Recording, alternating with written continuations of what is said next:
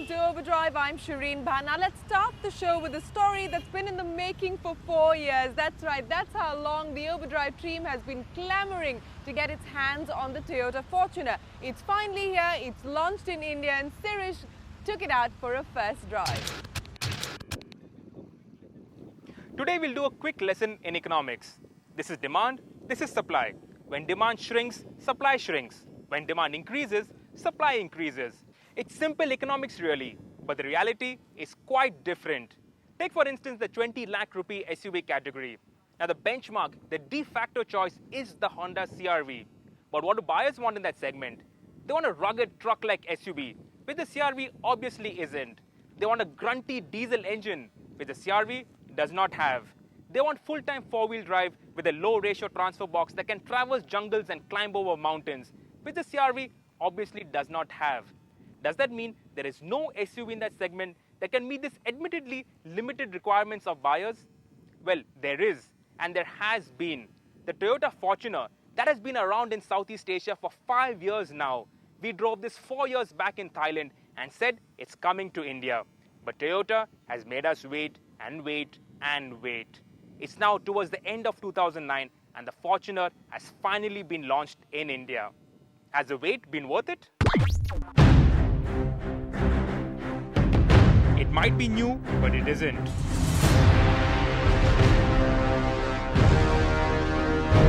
New, that is.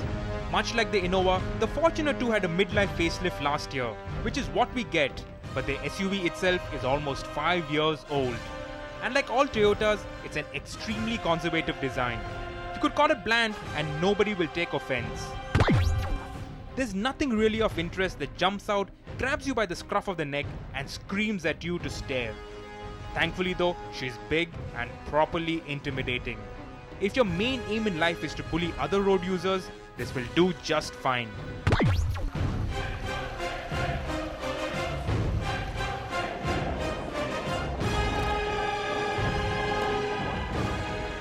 If the cabin looks familiar, that's because a lot of parts, a lot of components are shared with the Innova. That's what gives Toyota its great cost advantage, its great profitability. The steering wheel, the gear lever, the switches, it's all common. But is that a bad thing? I don't think so. The Innova, we talk about it very highly because of its great cabin, its great quality and fit and finish. And the same with the Fortuner. Everything is built very well. It feels like it can take a solid beating. And that's what you want in an SUV. Not only is build quality faultless, equipment levels are also quite lavish. Integrated CD player with steering wheel controls, leather upholstery, airbags, ABS, alloys, climate control and rear aircon. It also has a third row of seats and unlike other SUVs, this third row is no joke. Now the reason why we all knew the Fortuner was coming to India was because it's based on the same platform as the Innova and the Hilux pickup truck sold in Southeast Asia. It's part of the same IMV family, International Multi-Purpose Vehicle Platform. But for India, the Fortuner now gets what's called TOP, Toyota Outstanding Platform. I guess for an outdoorsy car, you need an outstanding platform. Only the Japanese can do that.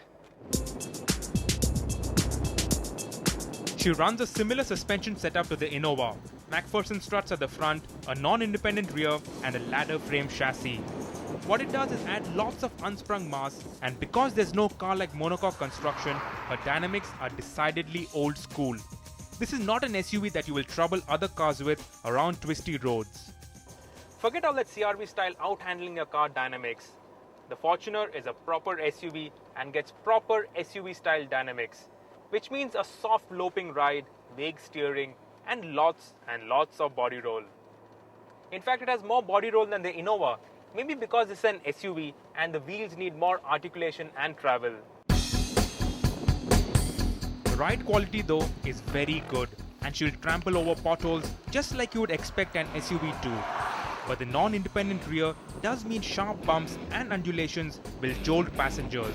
And over uneven roads, there's too much pitch, roll and wallow. Decidedly more body movement than an Innova. But it's only over a very tight and winding mountain section that the Innova can keep up because the Fortuner gets a bigger engine.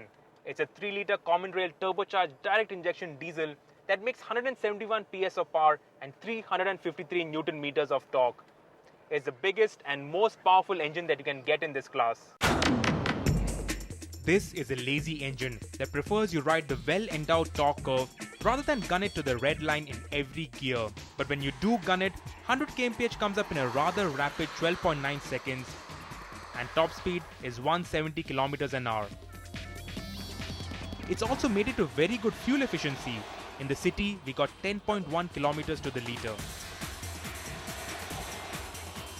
Now this is not a sissy soft roader, this is a proper hardcore off-roader, and that's why it gets a proper hardcore low-range transfer box, which is activated not by buttons or switches, but by a proper lever. On the fly, you can shift it into 4-wheel drive high, and when you stop, put it in neutral, shift the lever in front, and you get 4-wheel low. Now that doubles the torque that you get in lower gears, and that gives far greater traction and tractability off-road. We thought we'd try this out, but that's a story best left for a driving adventure. Soon. And when you do think about that driving adventure, you'll have the Pajero and Endeavour on your mind. Two key rivals the Fortuner has to best to win customers over in this segment. So you have 20 lakh rupees and you want a diesel SUV. Should you buy the Fortuner? Yes.